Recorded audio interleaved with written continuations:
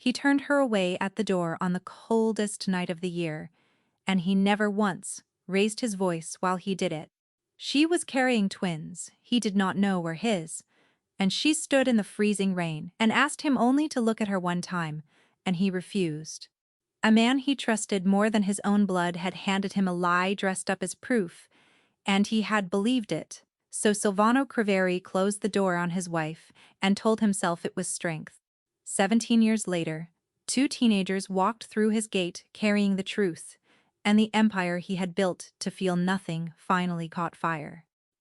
The seamstress moved around him in slow circles, and Silvano Criveri stood on the low-fitting platform and let himself be pinned into a marriage he had no wish to enter. The suit was the gray of harbor water under cloud, cut close through the shoulders and given a hidden ease beneath the left arm, where he carried the thing he never put down, not for church, not for sleep, and not for fittings. The long mirror in the back room of the vestry workshop showed him a man who looked precisely like what he had spent a lifetime becoming, unhurried, sealed shut. Wealthy enough that rooms went quiet the moment his shadow crossed their doors. There was nothing at all in that reflection to suggest that the same man had once laughed so hard at a small kitchen table, that he had knocked over his own glass and let the wine run everywhere, and had not cared, had only kept laughing while a woman across from him threw out a hand, far too slow to catch it. On a pale bench against the wall, Ottavia Vestri sat with her ankles crossed and turned the pages of a magazine she was not reading. "You are standing like a man waiting to be sentenced," she said, without lifting her eyes. "Try to look like a bridegroom, if you can remember how." "I look the way I look," Silvano said. Ottavia was lovely, in the exact way of something built to a specification. Every line of her had been measured and approved. Her family owned the inland freight routes that fed half the coast, and her father, Aldrich Vestri, had crossed a great distance to make certain his daughter married the man whose hand closed around the port of Marin. It was not affection. It had never dressed itself up as affection. It was a merger with a ceremony attached, and the two of them understood the sums of it down to the last coin, which was the very reason that everyone around them kept swearing it would hold. "The flowers are white and silver, nothing warmer," Ottavia went on. "My mother wanted something the color of coral," I told her.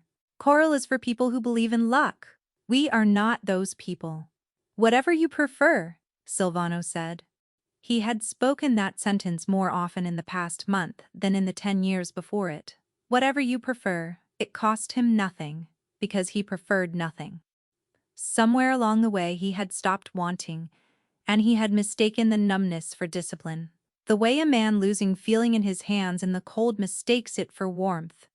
The seamstress drew a pin through the cuff, and Silvano felt his gaze slide, the way it always slid when he stopped standing guard over it, to a place just beside the mirror where no one was. There had been a year of his life when someone would have stood exactly there, arms folded, one eyebrow raised, a small private amusement tucked into the corner of her mouth while she watched him pretend to suffer through the fussing. She would have said one dry thing, pitched so low that only he could catch it, and the whole gilded room would have felt a little less like a well-lit grave. He did not let the name rise. He had not let it rise in a long time. It had edges, and the edges had never dulled. There was a chair at the head of his long dining table that no guest had ever been seated in, and no servant had ever moved, and no one in the house had ever found the nerve to ask him about. It stayed empty through every dinner, every negotiation, and every cold, careful meal with men who wanted his signature. He told himself it was habit. It was not habit. It was the last small altar of a religion he no longer admitted to practicing, and the season of its holiest and worst night was only days away now, close enough that he could feel it, the way an old wound feels a change in the weather. "You are doing it again," Ottavia said. "Doing what?" "Leaving," she said. "Sitting right there. And leaving." For a breath, there was something almost human beneath the polish, something that was not cruel. Then it smoothed over like water closing above a dropped stone. She stood and shook out her skirt. My father expects us at 8. He does not forgive lateness, and he will forgive it, even less, in the man who is about to owe him everything he has. Silvano stepped down from the platform before the seamstress had gathered her pins. "We are finished," he said. He shrugged out of the half-fastened jacket, handed it back, and buttoned his own dark shirt with quick fingers, and he was through the door and into the gray evening before Octavia could tell him. He was ruining things. The small bell above the workshop door rang behind him, bright and glad and completely wrong, and along the street his men straightened as he passed, because in the city of Marin there was the law, and there was the water. He owned the port, and the men who worked it, and the men who watched them. He owned officials the way other men owned umbrellas, useful in one kind of weather. He had raised a wall of money, and quiet and fear so high that nothing living could climb it, and behind that wall he had arranged a life so orderly that not one thing in it could ever surprise him again. That had been the whole design of the wall. What he did not know, on that gray evening with a wedding a day away, was that the wall had a door set into it, that it had always had a door set into it, and that the door had been built, patiently, over many years, by the one man he had never once thought to suspect. To understand how a man comes to shut a door on his own wife, you have to know the man he had been before he learned that his hands could do it. 17 years before the fitting Silvano Criveri had only just taken the port. His father was 4 months under the ground, the older families were circling to test the sun, and the whole of Marin held its breath to see whether the boy would keep what the old man had built or be swallowed before the first warm weather. And into the middle of all that walked a woman who belonged to no family and served as no one's game piece. Her name was Alma Duarte, and she kept the books for a freight agent down on the North Quay, and the first time she and Silvano stood in the same room, she looked at the ledgers his own men had brought him and told him, plainly, in front of those men, that his accounts were an embarrassment and that a clever child could have found the coins his people were lifting from him every week. 2 of the men went pale, one let his hand drift toward his coat, and Silvano, who had not laughed since the funeral, who had buried a father and picked up a crown made of blades, tipped his head back and laughed until his eyes watered. He married Alma Duarte, 11 months later, not for a rout, not for a harbor or a treaty or a share of anything a man could count. He married her because she was the only person in his poisoned little kingdom who wanted nothing from him but him, and because when he sat across from her at the narrow table in the back of the estate, the weight beneath his arm felt, for an hour at a stretch, like a thing he was finally permitted to lay down. They were happy. That was the part he would spend 17 years trying to scald out of himself, because happiness, that a man remembers, is the cruelest property he can hold. She tried to teach him to cook one simple dish, and he tried to teach her to knock a tin can off a fence rail, and neither of them had the smallest gift for what the other was offering, and they laughed about it at the narrow table under the one warm lamp. She wore a thin, worn medal at her throat, a small, tarnished saint her own mother had folded into her palm, and when she leaned across the table, the medal would swing loose and catch the lamplight. One night he laughed so hard at something, she said that his glass went over, and the wine ran across the wood and off the edge, and she flung out a hand far too slow to save it. And a houseman passing in the hall lifted a small camera and took a photograph of the pair of them, mid-laugh, before either one noticed. Silvano would not remember that photograph existed for 17 years. Hold on to the photograph. It will matter more than the port. The man who had raised Silvano did not care for the marriage. His name was Osvaldo Falco, and he had stood at the old man's shoulder for 30 years, and after the burial he had shifted, smoothly, without a sound, to stand at the son's counselor. Steady hand, the calm voice underneath every storm. Osvaldo had taught Silvano how to hold a weapon and how to hold a room. He had taught him to watch a man's hands, to know when the man was lying. He had taught him the one great rule that Silvano would carry to the end of his days. You are the still point, my boy. You do not chase the noise. You make the noise come to you across the whole floor. A man who runs to his own gate is a dead man who has not yet been told. Hold on to the gate as well, that will matter too. Silvano loved the old man the way you love the last wall left standing of the house you were born inside. And Osvaldo Falco, in his patient, gentle, fatherly manner, had begun within a month of the wedding to explain that a wife a man could not command was a wife who could be turned against him, that love was the one soft place in a hard man, the single gap where a careful enemy would always slide the knife. He never said any of it harshly. That was the craft of it. He said it the way a fond uncle warns a boy about thin ice, with a hand on the shoulder and sorrow in the voice. A little more of it each season, a single grain at a time, so that no one grain could ever be pointed to and called poison. She is a good woman, Osvaldo would allow, and then he would sigh and add, but good women have mothers and brothers and old debts, and a good woman with your ledgers in her head is a doorway, my boy, whether she wishes to be or not. Silvano waved it away every time. He was young and he was happy, and youth and happiness together will convince a man that whatever he holds, he gets to keep forever. He should have watched the old man's hands. He had been taught by the finest teacher in the city to watch a man's hands, and he watched everyone's hands, but the hands that had taught him, because it never once occurred to him that the lesson could be turned back on the pupil. That was the whole of the trick, in the end.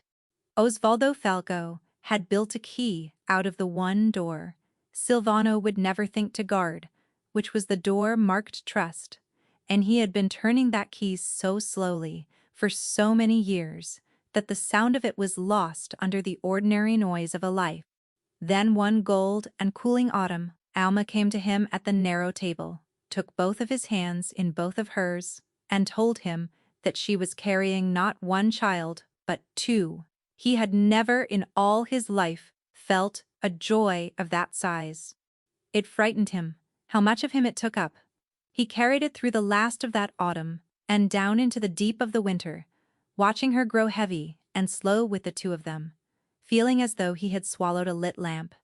Then, on one bitter, killing winter night, Osvaldo Falco came into the study with his face the color of cold ash, and set a folder on the desk. Inside were records of money moved.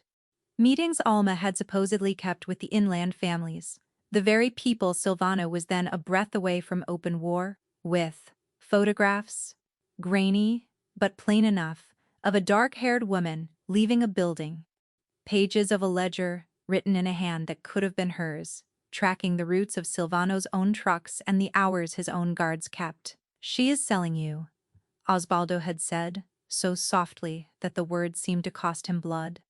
I would sooner cut out my own heart than lay this in front of you.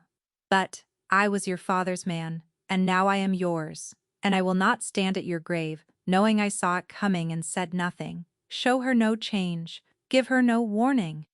Decide quickly, my boy, because a leak of this kind will not wait politely for a husband to finish grieving. Silvano stared at the folder until the letters stopped being letters and became only marks scratched on paper. He had loved her so much that the betrayal did not raise his voice. It did the opposite thing. It carried him down to a still, floorless place with nothing at the bottom to strike. That night the sky broke open. It rained the way it rains, once in a brutal winter, hard enough to tear the last leaves from the trees and turn the gutters into small brown rivers. Alma had been out since afternoon, and she came home to find the locks changed on her own doors and the houseman refusing to meet her eyes. And she climbed the wet marble steps, soaked to the skin, one hand pressed flat to the round of her belly, and she asked him what had happened, and why her key no longer turned, and whether he had fallen ill. And Silvano Creveri, standing in the doorway with the weight of that folder still burning against his ribs, spoke the coldest words he owned. I know what you have done. Get off my steps. If I ever see you in this city again, I will not be able to keep you breathing, and I promise you I will not try. She did not scream. That was the thing that would come for him on the nights he let it, across all 17 years. She went perfectly, still in the pouring rain, and the water streamed off her chin, and she looked at him with a face he told himself. For 17 years was guilt and knew, in the floorless place he never visited, was nothing of the kind. Then she said one thing, so quietly that he nearly lost it beneath the hammering of the rain on stone. You will understand it one day, and by then it will be far too late. So I am going to forgive you tonight, now, while you are still a man who can be forgiven, so that you will not have to carry it alone when it finally comes to find you. Then she turned and she walked down the steps into the dark and the water, one hand still cradling the twins he did not know were his, and Silvano closed the door. He never saw her again. The men he sent after her lost her past the county line before the sky went gray. Thin word reached him over the years, none of it he could stand behind, that she had died somewhere far away, that the child, or the children, had died beside her, that there had never been any child at all, and she had invented it only to wound him deeper on the way out. He stopped asking. He raised the wall higher. He told the city, and above all he told himself, that his wife had sold him and fled, and that he had done nothing more than a man in his chair was required to do. And Osvaldo Falco laid one dry old hand on his shoulder that night and said, "You did the hardest thing a man is ever asked to do, and you did it clean. Your father would be proud of you. I am proud of you." And every year, on the anniversary of that night, without a single miss, for 17 years, Osvaldo came to the study with a bottle of good liquor and 2 glasses, and sat with him in the dark, the faithful old counselor mourning at the side of his broken son. Every year he raised his glass to the woman Silvano had loved and lost. And every year, without the son ever once seeing it, he kept the wound scraped clean and open and unhealed.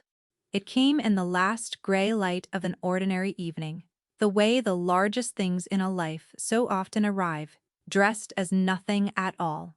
Silvano Craveri was in the study with the fire, going against the early dark, when Vico knocked once, and came in without waiting, which Vico never did. Vico was a wide, unhurried man who had watched 2 quiet wars pass across the waterfront without his face ever changing. And he was the nearest thing to a friend that Silvano still allowed himself among his own men. Now his face had gone, the flat pale of cold ash, and he stood just inside the door as though the next words needed room to get out. "Say it," Silvano told him. "There is a girl at the north gate," Vico said. 17. Near enough. She came in on the county bus, alone. No bag, but the one on her back. She will not give a name. She says only that she has something you need to see before the wedding, and that if you send her off, she will carry it straight to the Vestry family instead. I would have put her back on the bus. I swear to you I would have, boss. But she made me look at a thing first. And after I looked at it, I could not make my feet carry her anywhere. What thing? Vico crossed the room and laid it on the desk blotter, and his wide, steady hand was not quite steady. It was a photograph, old and gone soft at the corners, from being carried a long time against a body. It showed a narrow table in a small back kitchen. It showed a younger version of himself, with his sleeves shoved to the elbow and his head thrown back, laughing so hard that his eyes had shut. It showed a glass of wine going over between his hands, the dark stain caught in the very act of spreading across the wood. And across that table it showed a woman with her dark hair pulled off her neck, caught in the middle of the same laugh, one arm flung out far too slow to save the falling glass. A thin, worn metal swung loose and bright at her throat. No one had that photograph. There had been a single print of it in all the world. It had lived in a drawer in the room he had shared with her, and on the morning after the rain, 17 years before, he had gone into that room and put everything it held into a fire, and stood over the fire until there was nothing left but grit, or he had believed, every day for 17 years, that he had. He picked it up. He did not decide to. His hand simply went out and lifted the thing off the blotter, and he held it under the lamp, and he looked at the small bright metal at the woman's throat, and at his own shut eyes and open mouth, at a version of himself he had spent a lifetime pretending had never drawn breath. His thumb had begun, without his leave, to move across the soft worn corner of the paper, the exact place a person's thumb goes when they carry a photograph for years. And the understanding of that someone had carried this, held it, worn it thin with looking, for all the years he had told himself it was ash, arrived in him like a hand closing around his heart. "Where she got this," he said, very low. "There is one of these. There was only ever one of these, and I burned it." "I did not ask her, boss," Vico said. "I did not think my voice would work if I tried." Silvano stood so fast that his chair went over backward and struck the shelves behind him, with a crack that seemed very loud in the still room. "Where is she?" he said. His voice had come out wrong, strange in his own ears, a voice he had not used in a long time. "Boss, where is she, Vico?" "The rules said to send men." A man in his chair did not walk to his own gate for a stranger holding a trinket. He stayed behind the wall and let the world be brought to him in pieces, small enough to turn over at his leisure. Osvaldo had taught him that on the first morning, and on every morning after, you are the still point. You do not chase the noise. A man who runs to his own gate is a dead man who has not yet been told. Silvano was already moving. He did not call for the car. He went out through the garden into the last of the light, past the dry fountain and the hedges his men kept trimmed to the inch, and he crossed the long gravel spine of his own estate toward the north gate at a pace he had not walked in years. And with every stride, one more stone came loose from the wall he had spent 17 years raising, until by the time he could see the gate ahead, the wall was rubble behind him, and he was only a man walking far too fast toward a photograph that was not permitted to exist. The north gate opened onto the service road, the plain working edge of the estate, that no guest was ever brought to see. Delivery trucks came and went there in daylight. The lamps along it were hard and industrial, and turned every face beneath them the same sick shade of orange, and the air that climbed up off the black water below smelled of oil and low tide and cold rusted iron. He had not set foot on this road in years. There had never once been a reason. The still point does not walk to the gate. His shoes ground on the wet gravel, too loud in the hush. Somewhere below him the harbor slapped and sucked at the pilings in the dark. A gull complained once and thought better of it.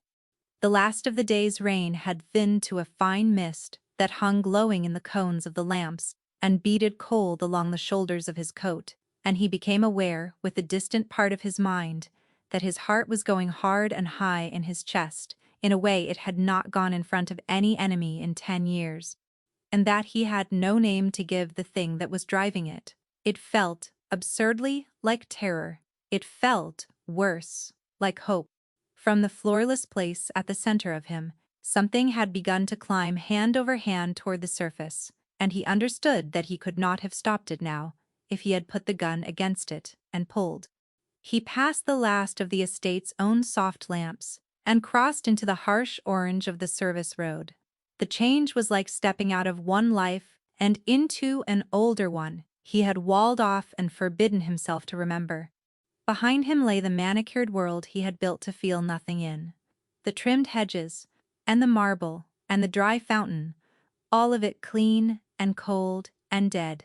Ahead of him lay wet iron and cracked asphalt, and the smell of the working water, the kind of place a person ended up when the clean world had finished with them. He had put her out into a night that smelled like this one. He had not let himself notice that in 17 years, and he noticed it now, all at once, and it turned his stomach.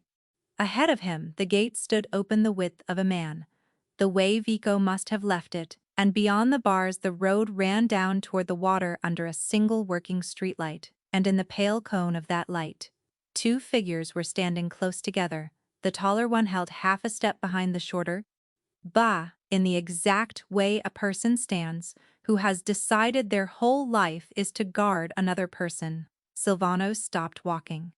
He was 40 feet away and he could not make his legs carry him nearer, because even at 40 feet, even in that sick failing light, he could see that the shorter figure was a girl, and that the way she stood, her weight set on one hip, her arms folded across her chest, her chin lifted just slightly, in a silent readiness to be disappointed, was a way of standing he had watched every single day for 1 year of his life, and then had never seen again.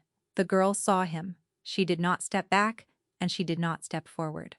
She tilted her head, and even across the wet distance, he saw the small crease appear at the corner of her mouth that was not quite a smile, and not at all a surrender. And she called out to him in a clear voice, pitched to carry the whole way down the road. "You are shorter than she always made you sound." The girl was 17 and thin in the particular way of a child who had grown up on not quite enough, dressed in a wool coat that had been good once and been mended more than once since, carefully, by a hand that knew how to make a small thing last. Her dark hair was pulled back off her neck. She had a scatter of freckles across her nose that were entirely her own, and everything else about her, the fold of the arms, the weight on the hip, the readiness to be let down before she could be let down first, belonged bone for bone to a woman Silvano had sent into the rain 17 years before. And at the hollow of the girl's throat, on a plain string, hung a thin tarnished little medal, a small worn saint, and Silvano's chest closed around a fist of ice, because he knew that medal. He had watched it swing loose across a narrow kitchen table a lifetime ago. Half a step behind her stood a boy already nearly as tall as Silvano himself, and there was no riddle at all about the boy. He had Silvano's own heavy brow, and Silvano's own trick of standing very still and watchful. One shoulder carried a little forward, as though the world were a room he had not yet made up his mind to trust. And without seeming to know his own hands and feet were doing it, the boy had nudged 3 loose stones at the roadside into a neat straight row with the toe of his shoe, and the sight of it put a crack straight through the center of Silvano. Because Silvano had been arranging the loose things of the world into straight rows since he was smaller than this boy had ever been, to make a world that would not hold still, feel, for a moment, as though it might. For a long stretch, no one on the service road said anything at all. The lamp buzzed overhead. The water breathed against the pilings below. "I am Ondina," the girl said at last. "This is my brother Ciro. We are 17 years old. And before you waste your breath asking it, yes, we are yours, so you may as well swallow whatever you were going to say about that." She held his eyes without a blink, so like her mother that it was a physical ache, low under his ribs. "You put our mother out of your house in the rain when she was carrying the 2 of us at once," she said, "so you will forgive me if I do not call you father. I have not yet decided whether I intend to call you anything at all." Silvano's throat had closed to a pinhole. He could not have answered her to save the port and every man on it. "Where is she?" he managed. The words came out of him wrecked and unrecognizable, a stranger speaking through his mouth. "Where is your mother?" Something crossed the girl's face then, quick and terrible, and for the space of a single breath all the armor slid off her, and she was only a tired 17-year-old girl, standing at a rich stranger's gate in the dark, frightened for a long time now, and standing there anyway. "She is in the car," Ondina said, and lifted her chin toward a small rented sedan, with a cracked windshield sitting crooked against the far curb, its parking lights burning low. "She is not well. She did not want to come here. Ciro and I made her, because she is nearly out of time and far too proud to spend what is left of it on herself." Her voice thinned. "She has been trying to reach you for more than a year. And every time we got close, a door shut. A man would not pass the message. A telephone number stopped working on the very morning we finally called it. She always said you were surrounded, and that the wall around you had not been built by you." The boy spoke then for the first time, and his voice had not finished changing, and he was working very hard to hold it flat and hard, and it broke anyway, on the last word. "She is dying," Ciro said. "So whatever it is you mean to do it quickly, because she does not have the kind of time you are used to making people wait for Silvano reached the car before he was aware of having crossed to it. He pulled the rear door open, the small dome light came on, and 17 years came down on him all at once, like the roof of a burning house folding in. Alma Duarte was in the back seat, wrapped to the chin in a thin blanket, and she was so changed and so exactly the same that for a moment he could not draw breath. She was terribly thin, a thinness gone past hunger and into illness. Her dark hair was shot through now with gray and pulled back off her neck by an old habit her hands had never lost. There was a scar along the left side of her jaw, pale and long, that had not been there the last time he stood near enough to touch her, and her eyes, when they opened and found his face, were the same eyes. Tired, past the reach of any word, amused even now, at some private thing only she could see. "Silvano," she said, and her voice was the ruin of the voice he had carried in his head for 17 years. A sound left her that was half a laugh and half a thing with no name. "You never used to walk to the gate. He taught you far better than that." He folded his big body into the back of the little rented car beside her without deciding to, and found that he had taken her hand, and that her hand was so light and so cold in his that the fear came up through him, fast and black, and past all stopping, the way harbor water comes up through a hole in a hull. "You are freezing," he said uselessly, and his eyes had begun to burn. "You are so cold, Alma." "I am at the end of a long illness," she said, with the flat, steady practicality that had undone him at a kitchen table a whole lifetime ago. "It is all right. I am not afraid of it anymore. I made my peace with it about a year ago, around the time I decided I had only one thing left to do, which was to reach you before it was too late, and now I have reached you. So you are going to listen to me now, all the way to the end, because I will not have the strength to say any of it twice. Are you listening to me?" "I am listening," he said. Behind him he was dimly aware of his son and his daughter standing in the open door of the car, close and ready, watching their mother with a fierce, practiced patience that told him everything about the 17 years he had not been there for. "I am listening, Alma. Every word. I never sold you," she said. The words went into him slowly, the way a blade goes in slow, so that at first there is only the cold of it, and only afterward the understanding of how deep. "I know the folder he showed you," Alma said. "I know every page of it because he sat across from me 2 days before that night and laid its twin in front of me. Photographs of you meeting the inland families.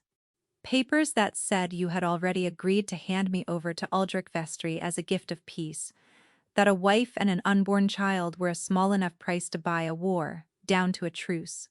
And he told me, with tears standing in his eyes, real tears, Silvano, that you had already given the order, and that if I stayed one more night, your own men would carry it out, and that the only way left to keep the babies breathing was to be gone before morning, gone so far and so completely." She stopped and gathered what air she could, and it plainly cost her nearly everything she had. "And then he went home to you, and he showed you a folder that swore I had sold you to those same men. He stood himself in the space between the only two people in that whole rotten world who loved each other, and he told each of us, gently, kindly, that the other one had already thrown us away, and we were so young. And we loved each other so much, and that," she said, "that is exactly the thing that made us so easy to break." The little dome light buzzed. Below them the harbor breathed against the pilings in the dark. Silvano could not feel his own hands. "Osvaldo," he said. It left him in a whisper, the way the truest and most terrible words always leave a man. "Osvaldo," she agreed. And the name filled the small, cold car, and it did not leave, and it was never going to leave again. Silvano sat very still, with his dying wife's cold hand inside his, and all around him, in the dark, the whole architecture of 17 years quietly took itself apart and reassembled into a new and unbearable shape. Every bottle of good liquor poured by a steady old hand, every soft word of counsel that had so slowly and across so many patient seasons moved his men one square at a time to where Osvaldo wanted them, emptied out his oldest alliances one funeral at a time, and walled him in behind a wall that a frightened woman on a county bus had read the truth of from the outside. And the marriage, the wedding, a day away. To the daughter of Aldrich Vestry, the very family whose name Osvaldo had used, 17 years before, as the shape of the first lie, and was using now, dressed as an alliance, as the shape of the last one. He understood it then, all at once, with the cold, clear sight that had made him what he was. The wedding was not a peace. The wedding was the trigger. Once the vestry blood was inside his walls, once the corridors and the port were joined on paper in front of witnesses, Osvaldo Falco would finally hold the thing he had wanted from the very first morning, which was all of it, and Silvano Criveri would become first a signature and then, very quietly and very soon after, a photograph on a shelf that no one troubled to dust. But he said none of that yet. He looked at the woman beside him and made himself take the cold thing that wanted to become rage and put it in a box and close the lid, because there was something in that car more important than his rage. "How you lived," he said. His voice shook and he let it shake. "Tell me how you lived, Alma, because they told me you were dead, and I let myself believe it every year, because believing it hurt me less than believing you had walked away on your own 2 feet." She told him, in the buzzing light, with her voice thinning by the sentence and her children holding the open door, she told him about the man Osvaldo had sent to make certain she never reached the county line, a man with a knife who found her on a black country road when she was 8 months heavy with the 2 of them, and how she had not lain down and let it be done, how she had fought him with everything a terrified mother is, and how she had left that man in a ditch by the road and walked on into the next town with the wound he gave her still open along her jaw. She told him about the small church at the edge of that town and the old priest who never once asked her for a name or a coin, and how her son and her daughter had come into the world in a back room that smelled of candle wax and dust, one after the other in the dark, with a stranger's kind hands to catch them. She told him about 17 years of other people's houses.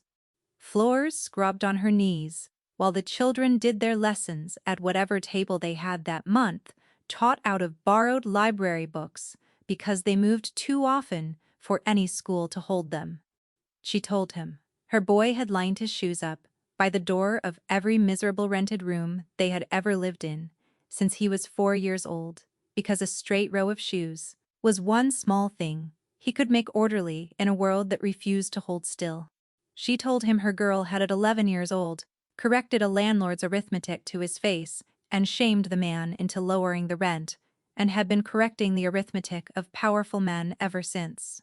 And with every plain sentence, Silvano did a silent and terrible accounting of his own. He thought of the catered dinners he had waved away, half-eaten. He thought of the winters he had spent deciding between one coat and another, while his own children learned their letters in the cold by a single lamp. He had paid for nothing, protected no one, missed every birthday and every fever and every first word, and he had told himself all the while that he was the strong one, the one who had done the hard, clean, necessary thing. He had done nothing hard at all. He had chosen the comfortable lie and called it strength, and a woman with a knife scar along her jaw had been out there in the dark doing the actual hard thing, alone, every single day, for as many years as the children had been alive. And then she told him the thing that broke him fully, there in the back of the little rented car. The thing he would carry the rest of his life as both the deepest wound and the only mercy. "I never let them hate you," she said. God knows the 2 of them wanted to. She wiped at her face with a hand that had almost no strength left in it. "But I told them every time that a good man can be made to do a monstrous thing if the lie is large enough and comes from the right mouth, and that the monstrous thing is not the same as the man. I told them their father had been lied to by the one person on earth he could not have imagined would ever lie to him, and that one day the truth would find him, because the truth is patient, and it always, always comes home. She looked at him, and there was no accusation left anywhere in her ruined face, only a tiredness that ran down past the floor of the world. I have been forgiving you for 17 years, Silvano. I told you on the steps that I would. It is the only thing besides those two children that I did with my whole heart the entire time. So do not sit there now and hate yourself, because I have already spent all the hating there was, and there is none of it left over for you to do. Behind him, in the open door, he heard his daughter make a small sound and turn her face away into the dark, and he heard his son say nothing at all, in the particular way of a boy holding himself together with both hands. And Silvano Craveri, who had sent men into the harbor without his pulse so much as climbing, bowed his head over his wife's cold hand in the back of a rented car, and for the first time since a rainy night, 17 years before, the floorless place at the center of him grew a floor, and he set his weight on it, and it held. He did not remember carrying her into the house. His daughter walked on one side of him with her jaw set, and her mother's medal now closed tight in her fist, his son on the other, both ready to catch her if his arms should fail, neither of them yet trusting him to be the one who carried her. He laid her down in the master suite, not the guest wing, the one room in the whole house that he had never let anyone change, never been able to strip or sell or paint over, and her eyes moved slowly across the tall familiar windows and she said, so quietly he had to bend to catch it, "You kept the room. 17 years. I was so sure you would have burned the room too." Dr. Savin came at a run, took one look at her in the light of the great bedroom and went instantly silent, and then instantly, entirely fast. Silvano stood in the corridor while the doctor worked, his two children on either side of him, and it was his daughter who finally spoke, her voice scraped to the bone, not looking at him. "She cleaned houses for 17 years so we could eat," Undina said, "and every single time I told her I hated you, she stopped me. She said the hate belonged to the man who told the lie, not the man it was told to." The girl's chin had begun to shake, and the tears came and she was furious at them. "And now she is in that room dying, and you got to keep the room. It is not fair. None of it has ever, one single time, been fair." Silvano turned to her. He did not defend himself. There was no defense, and to offer one would have been one more theft from a girl who had been robbed enough. "You are right," he said. "Every single thing you feel is right, and you may feel all of it. At me, for as long as you live, I have no right to ask either of you to forgive me.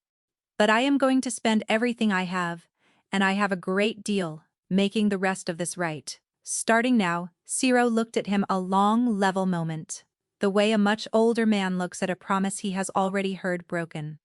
"Then stop talking about it," the boy said in his breaking voice, "and go and fix it. Nobody ever fixed one single thing, so be the first one who does." And Silvano Craveri, who had not taken an order from another living soul in 17 years, said, "All right," and went to do exactly that.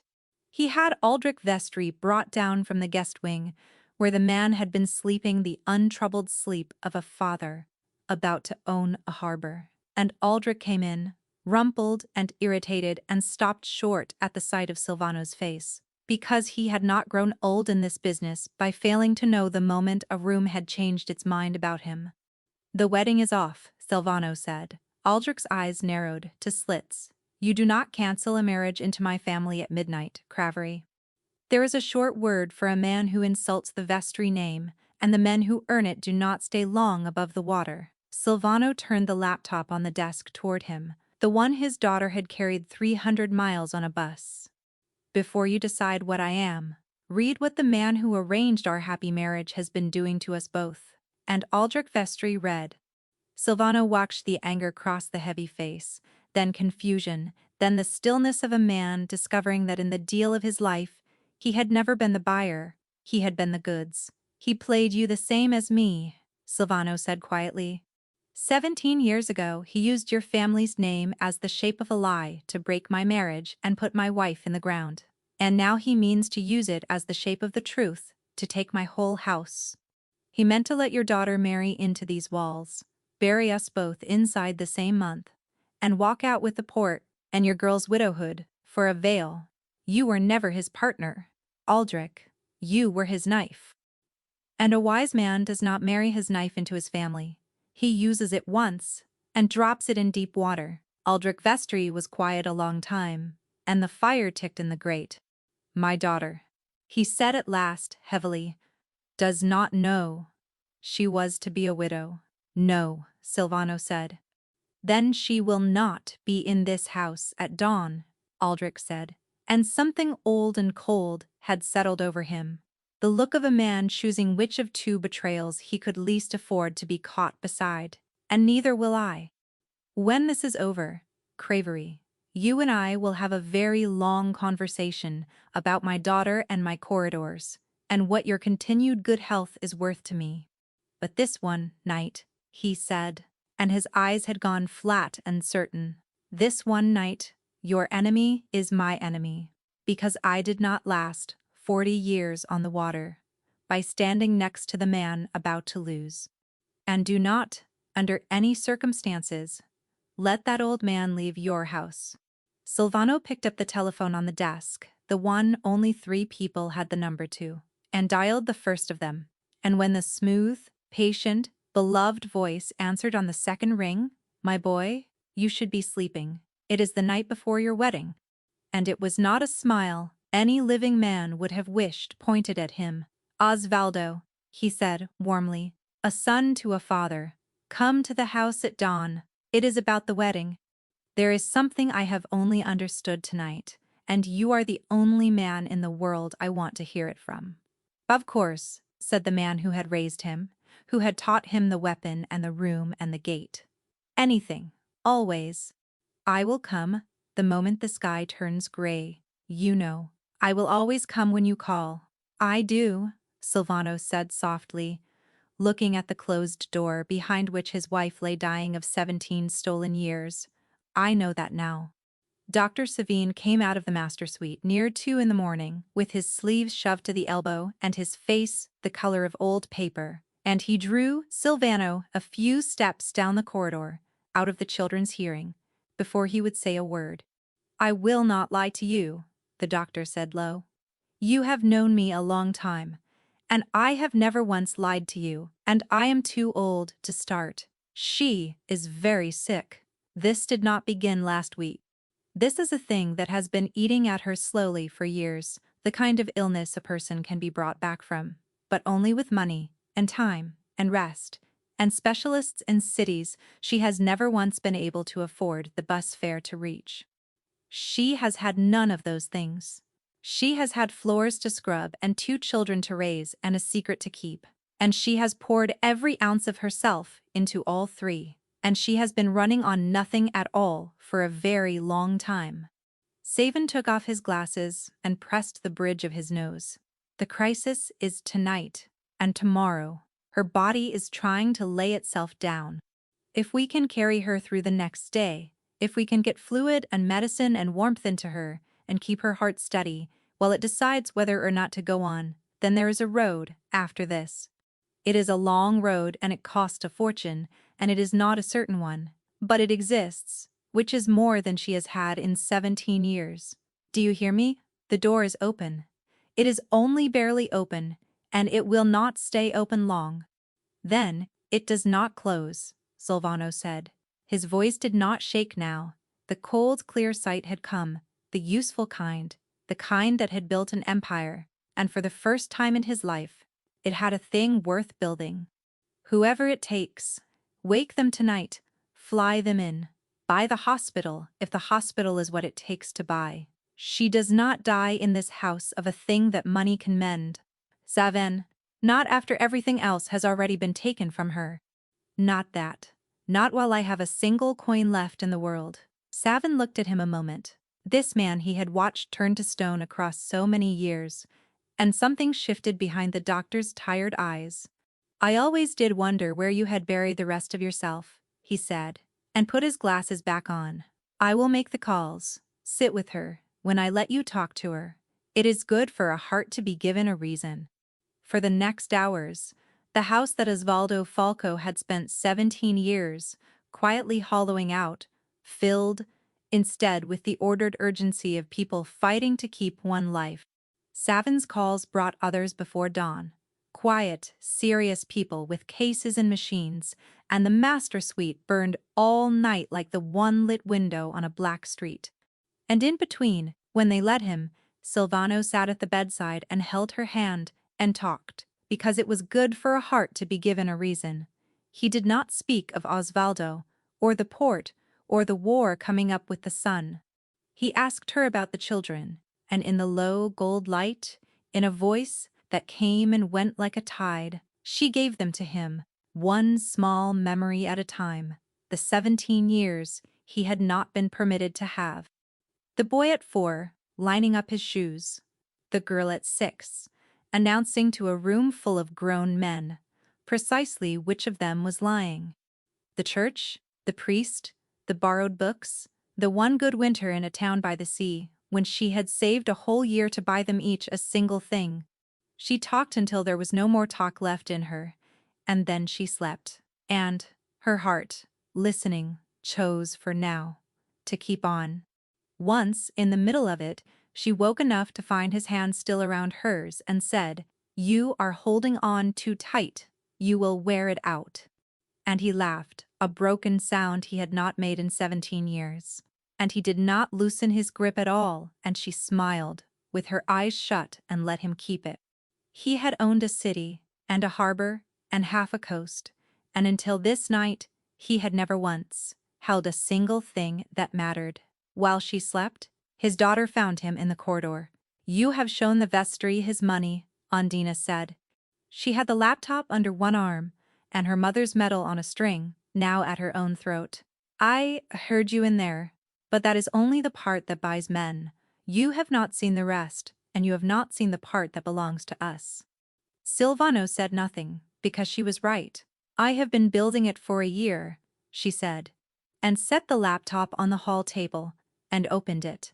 And her hands, as they moved, were her mother's hands, quick and sure and unimpressed. My mother remembered one name out of the folder he showed her all those years ago. A courier. A man Osvaldo used to move money. He did not want anyone able to follow, so I found the courier. It took me 8 months and every coin we did not have, and he is old now and frightened, and he keeps records of everything, the way that kind of man always does, because the records are the only thing keeping him breathing. She turned the screen. This is the whole of it. Every enemy Osvaldo ever quietly walked into your blind spot and called a friend. And this, she said, and her voice did not shake, which was somehow worse than if it had. This is the part I did not put in front of that man tonight. The account he used to pay the one who was supposed to make certain my mother never saw the county line. The man she left in the ditch. She looked up at her father with her mother's exact eyes, and none of her mother's mercy. Not yet. Not for this. It is all here, carried 300 miles in a school bag by 2 17-year-olds on a bus, because our mother asked us to, and because she was right, and because somebody, finally, had to be the one who did something. She closed the laptop. She spent her whole life telling us who you really were, underneath the thing they made you do. So, are you him, or did she waste her breath? Silvano looked at his daughter, who had inherited her mother's spine whole and unbroken across 17 years and an ocean of lies, and he reached out and did the only thing that answered her. In front of her, so that she could hear every word, he made the last quiet arrangements for the coming dawn, and when he set the telephone down, his daughter looked at him a long moment and then gave him one short nod, the exact nod her mother used to give him across a narrow table when he had finally understood a thing she had understood an hour before. It was not forgiveness. Forgiveness would take years, if it ever came at all, but it was a beginning. And Silvano had already learned that night to be grateful for beginnings. He found the boy, an hour before dawn, sitting on the floor of the corridor outside the master suite, with his back to the wall, and his long legs drawn up, keeping the kind of watch that does not expect to be relieved. Chiro did not look up when his father lowered himself down onto the cold floor beside him, a thing no king does, a thing Silvano had not done in 17 years. For a while, neither of them spoke. Down the hall a machine beeped, slow and steady and alive, and they both listened to it the way sailors listen to a rope holding in a gale. "You line them up," Silvano said finally, quietly. "The shoes. The loose things. You have been doing it since you got here. Your mother told me you have done it your whole life." The boy's jaw tightened. "It is stupid," he said. "I know it is stupid." "It is not stupid," Silvano said. "I have done it since I was smaller than you have ever been." He nodded at the boy's own feet, where a coin and a bent nail and a folded scrap of paper had already been nudged into a silent, perfect row without the boy seeming to know his own hands were doing it. "When everything you love can be taken from you in one night," he said, "you learn to keep the one small thing you are allowed to keep straight. It is not weakness, son. It is how a certain kind of person goes on breathing." "I know, because it is how I went on breathing for 17 years. And I was doing it in a house full of marble while you were doing it on a floor like this one. I am sorry it was ever you on the floor. It should only ever have been me." The boy turned his head then and looked at his father, really looked, with his father's own heavy brow and his mother's unforgiving eyes, and something in the hard young face shifted by the width of a hair. "She is going to live," Ciro said. It was not a question, it was a demand, aimed at the only man in the house, with the power to make the world obey it. "She is going to live," Silvano said. "I have already spent more on it tonight than most men see in a lifetime, and I would spend it all again 100 times over, and I have not even begun." He held the boy's eyes and did not blink. "I made your mother a great many promises 17 years ago, and I broke every one of them without even knowing they were breaking. This is the first promise I have made since, and I am telling you, as your father, whether or not you want me to be that yet, that this one does not break. She lives, and you never sleep on a floor again as long as I am above the ground." Ciro looked at him a moment longer. Then, so slightly, that a man who had not spent his life reading hands would have missed it, the boy let his shoulder come to rest against his father's arm, the whole exhausted weight of 17 years of standing guard, leaning for one moment on somebody else. And they sat like that on the cold floor, the two of them, listening to the slow, steady beep that meant she was still there, until the window at the end of the corridor began to go gray. Osvaldo Falco came up the front steps at dawn in a gray coat, with a paper bag tucked under one arm, and Silvano watched him arrive on the screen in the study and felt the last piece of his childhood prepare to die. He let him in himself. He walked him through the quiet house, past the closed door of the master suite, which Osvaldo's eyes did not so much as drift toward, because Osvaldo believed the woman behind it had been 17 years in the ground, because Osvaldo had put her there. He brought him into the study and set him in the good chair by the fire. And Osvaldo Falco drew out of the paper bag with his dry, careful old hands a bottle of good liquor and 2 glasses, because it was the season of the anniversary, and this was their ritual, the loyal old counselor and the grieving son, 17 years running. He poured 2 measures. He slid one across the wood toward Silvano, exactly as he had every single year. To her, Osvaldo said softly, lifting his own glass, the same 3 words he had lifted it with every year for 17 years.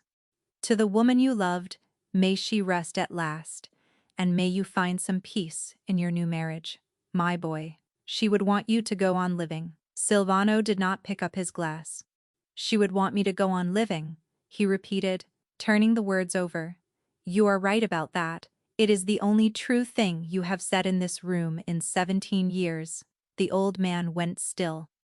Only his eyes moved, and they moved to Silvano's face and read it, the way he had taught Silvano to read a face.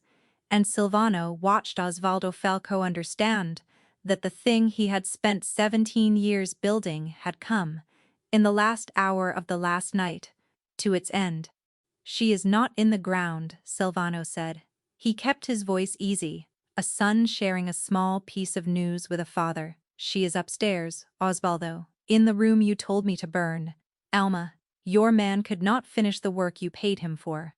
She fought him on a dark road with a child under her heart, and she won, and she left him in the ditch, and she walked to the next town, and had my son and my daughter in the back of a church with a stranger's hands to catch them. And then she raised them on her knees, scrubbing floors for 17 years. And she spent every one of those years teaching my children not to hate me, because she alone in all the world understood that I had been lied to by the one man I could never have imagined would lie." He leaned forward, and the firelight caught one side of his face. "My daughter found your courier, Osvaldo. My son carried the proof through my own front gate. Every account, every friend of mine you sold. The name of the man you paid to make certain my wife never left that road alive. All of it is sitting in this house tonight, under the same roof as you." The two glasses sat on the desk between them, untouched, catching the first gray light through the window, and Osvaldo Falco did not deny a word of it. That was the thing that told Silvano the last of it was true, that told him there was no floor left anywhere beneath the old man to stand on. A guilty man protests and weeps and invents. Osvaldo only set his glass down and folded his spotted hands in his lap and looked at the son he had raised with an expression that was almost tenderness and almost regret, and was underneath the both of them. Silvano saw at last the flat, cold appraisal it had secretly always been.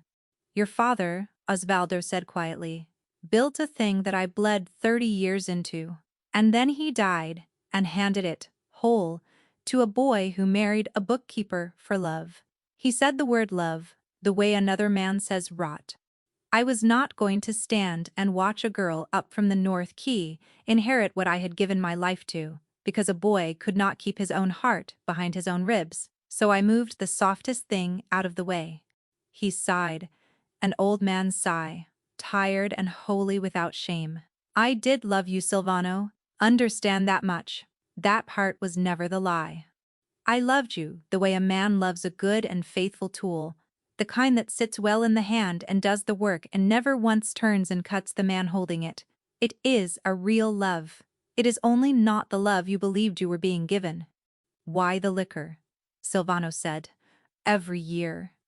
Why sit with me every year and raise your glass to her?" And Osvaldo almost smiled. "Because grief that is tended does not heal," he said. "And a wound that never heals never goes looking for the hand that made it. I was not mourning her with you, my boy. I was keeping the wound clean and open once a year, forever. It was the kindest cruelty I know, and I am a great craftsman of the kind." He spread his dry hands. "You were never gladder to see me than on the anniversary of the worst thing I ever did to you. That was my finest work." Silvano stood. He came around the desk, and Osvaldo watched him come without fear, without so much as leaning back in the chair, because Osvaldo Falco had taught this boy every single thing the boy knew, and the last and greatest of the lessons had been that you are the still point, that you do not chase the noise, that you never ever run to your own gate. And Osvaldo believed, to the final second, that the lessons still held the shape he had poured them in, that the tools still fit the hand that made it, that the boy was still, underneath all of it, only the boy. But Silvano Cerveri had walked to the gate that evening. He had chased the noise down a wet service road, in the dark. He had knelt in a rented car, and held a cold hand, and let the floorless place inside him find, at last, a floor to stand on. He was not the still point any longer. He was a father and a husband, 17 years too late, and not 1 second later than that. He lifted the untouched glass Osvaldo had poured for him, and slowly, deliberately, watching the old man's face, He turned it over and poured it out onto the floorboards between them, the way you pour a measure onto the ground for the dead. And Osvaldo Falco, who had poured a glass to the dead every year for 17 years, finally understood which of the two of them the drink had always been for, and for the first time in the whole long patient game, he was afraid. Vico came in from the hall, where he had stood the entire time, and two more of Silvano's men behind him, the only two in the whole house he was still certain of. The study door closed. What happened in that room happened quietly, because Silvano Creveri did everything quietly, and quiet was the one lesson from Osvaldo. He would keep and use and one day hand down. There was no shouting. There was no ruin that a good house could not set right by the time the sun was properly up. There was only once the old counselor's voice saying a name. And it was not Silvano's name, it was the name of Silvano's dead father, reaching back across a lifetime for a protection that had never truly been protection at all, only ownership wearing a father's coat. And then, there was the ritual silence that Osvaldo himself had taught the boy to make. When it was done, Silvano stood alone a moment, with the smell of spilled liquor sharp in the cold air, and he did not feel triumphant, and he did not feel free. He felt the exact and particular grief of a man who has just had to kill the last piece of his own childhood, because even a poisoned father is the only father a boy had, and the boy who had loved Osvaldo Falco did not die all at once, and did not die without pain, and would go on quietly dying for a long time yet. Then he washed his hands, and he changed his shirt, and he climbed the stairs to learn whether his wife was still alive. The door of the master suite was shut, and Silvano stood before it with his hand on the cool brass and could not for a moment make himself turn it, because on the other side of that door lay either the beginning of the rest of his life or the last and largest of everything Osvaldo Falco had ever taken from him, and he did not know which. And the not knowing was the nearest thing to prayer he had felt in 17 years. He turned the knob. The morning had come up soft and gold through the tall windows, and it lay across the bed and across the thin hands folded on the linen, and Alma Duarte turned her head on the pillow and looked at him, and she was awake, and she was breathing slow and even and real, and Dr. Savon, gray with exhaustion in the chair by the window, gave Silvano one small, careful, unmistakable nod. "She is through it," the doctor said quietly, "the worst of it. Her heart chose to keep going. Sometime around 4 this morning." He got up, stiff, and gathered his coat.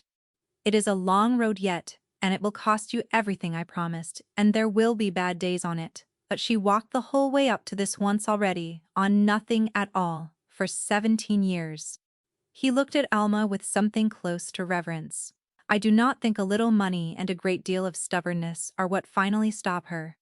And then Savin did the kindest thing he knew how to do, which was to leave the room, take the machine's attendants with him, and pull the door shut, so that the two of them could be alone for the first time since a rainy night, 17 years before. "Come here," Alma said. Her voice was still a ruin, but there was a thread of the old dryness back inside it, the amusement that had undone him at a narrow table when he was young. "Not so far. You always stood so far away when something frightened you. You did it on the steps too. Come here." He came. He crossed the room and sat on the edge of the great bed as though it were made of glass and she of paper, and she turned herself with enormous effort until she could lay her head against his chest, and he felt how little of her there was, and he put his arms around all of it. "It is finished," she said. She did not have to ask. She had always been able to read him in one glance, all the way to the bottom. "It is finished," he said, "and you are not. Savin says there is a road. I have already bought the whole of it, Alma, every mile. You are going to walk it, and I am going to walk it beside you, and if your heart gets tired, I will carry you. I have gotten good at carrying you." He heard his own voice break, and did not try to mend it. "I looked for you," he said. It was the confession he had carried for 17 years. Not long enough, not the way a man should look for his wife. "They told me you were dead, And I chose to believe it every single time, because it hurt me less than the other lie. That is the real thing I did, Alma. Not the night in the rain. He built that night. That night. But the 17 years of not looking hard enough afterward. Those I built myself, one comfortable day at a time. I know, she said, into his chest. I forgave that on the steps, too. I told you I was forgiving the whole of it. The part you could see and the part you could not. She lifted one thin hand and laid it flat against the center of his chest, over the hard, steady knocking of his heart, exactly the way she used to, at the narrow table, when the world was only the size of two people. You have a strong heart, she said. You always did. They only ever managed to bury it. They never once managed to stop it. And so, in the gold morning light, with the war finished and the door shut, and the long road bought and waiting, Alma told him again about a boy who lined up his shoes and a girl who corrected the arithmetic of liars. And this time when she grew tired, she did not slip away into a sleep he had to be afraid of. She only slept, ordinarily, safely, the deep, clean sleep of a person who has finally set down a weight she carried alone up a very long hill, and Silvano Criveri lay down on top of the covers beside her and watched the light move across the ceiling of the room he had never been able to burn, and understood at last why he had never once been able to burn it. The road was long, exactly as Savine had promised, and there were bad days on it. And Silvano Criveri walked every mile and never once complained about the cost because for the first time in his life, his money was buying the only thing he had ever truly wanted, and had spent 17 years pretending he did not. Aldrich Vestry kept his cold word, which was to say he kept his own interest, which in this one strange instance ran alongside something like honor. The corridors and the port stayed separate, two powers that had looked into the same trap and stepped back from it together.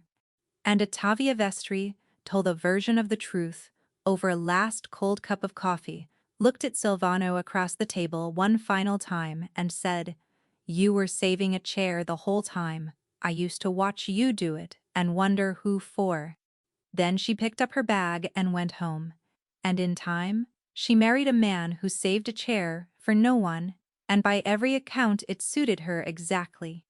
The men Osvaldo had turned were found, quietly, one at a time, and the blind spots he had opened were closed. The house that Osvaldo Falco had spent 17 years hollowing out was made solid again from the foundation up, and this time, Silvano knew the name and the face of every person who set a stone. Chief among the stone layers, it turned out, were a 17-year-old girl who could read a crooked ledger the way her mother had, and a 17-year-old boy who put himself, without ever being asked, between his recovering mother and every door in the house, and who lined the shoes up by that door every night, all of the family's shoes now. In one long straight row, because the world had finally begun to hold still. But none of that is the part that matters, and none of it is why you are still here at the end. The part that matters is a narrow table at the back of a very large house. A year, to the season, after the coldest night and the truest night of his life, Silvano Criveri sat at that narrow table, the same one. He had never sold the table either. It turned out he had never been able to sell a single piece of it, and across from him his daughter was telling him, arms folded, chin up, her mother's medal at her throat, that his household accounts were an embarrassment, and that a clever child could have found the coins his new men were lifting from him. Beside him, his son was quietly arranging the salt and the pepper and the bread into a straight, calm row. And at the head of the table, in the chair that had stood empty through every meal for 17 years, thin still, but no longer thin the way the illness had made her, with color back in her face and a thread of gray still in her dark hair and the same tired, amused eyes, sat a woman who was not a ghost, and not a memory, and not a photograph on a shelf, but alive and eating and rolling those eyes at him across the plates. Silvano Criveri laughed. He laughed the way he had not laughed in 17 years, the way that had once sent a glass of wine across a table, And he laughed so hard and so suddenly at something his daughter said that his hand caught the edge of his own glass and knocked the wine spreading across the wood, and his daughter threw out one hand. Too late, exactly too late, to save it. And for a single held breath, the four of them sat arranged around that table, in the precise shape of an old, soft, impossible photograph, the one that should have been ash for 17 years and hung instead, now framed on the wall above them. Exactly on time, nobody moved to wipe up the wine. His son looked at the spreading stain, then at the straight row of salt and pepper and bread he had just made, and then, with the ghost of his father's own dark humor, nudged the bread a half-inch out of line and left it there. It was the first joke the boy had ever made in front of him, and Silvano understood that he had just been let one careful inch through a door. He had turned her away at a door once, on the coldest night of the year, with the rain coming down and a lie warm in his hand. 17 years later, she had walked her children back in through his gate, carrying the one thing that could undo it, the truth, which is patient, and which always, always comes home. And she had not asked him to earn it, and she had not made him crawl for it, and she had not died to teach him the weight of it. She had only lived long enough to place it in his hands, and then let him spend the rest of his life becoming a man worthy of having been handed it, which is the harder thing, and the better one. Because here, at the last, is the whole difference between a man who owns a city and a man who is fit to be loved inside one. The city, Silvano had always had. He had bought it, and bled for it, and buried men for it. But the rest of it, the table and the laugh and the straight row of bread and the woman rolling her eyes across the plates, all of that had been carried to him, uphill, against every locked door, on a county bus, by the last of a dying woman's strength and the whole of 2 children's courage. And all he had ever had to do, in 17 long years, was the one simple thing that the man who raised him had spent a lifetime training him never to do: walk to the gate. If this one reached in and got hold of you, the way it got hold of me while I was telling it, then do not keep it to yourself. Tap the like button so the story finds the next person who needs to be reminded that the truth is patient and it always comes home. Subscribe and ring the bell, because there is a new one of these every week. Dark and grounded stories where the quiet ones turn out to be holding all the power. And leave me a comment, because I read them. Tell me this: if you had been Silvano, standing in that doorway with the rain coming down and that folder still warm in your hand, do you think you would have looked at it one more time and found the crack in the lie? Or would you have closed the door, exactly the way he did? Be honest with me. I will see you in the next story.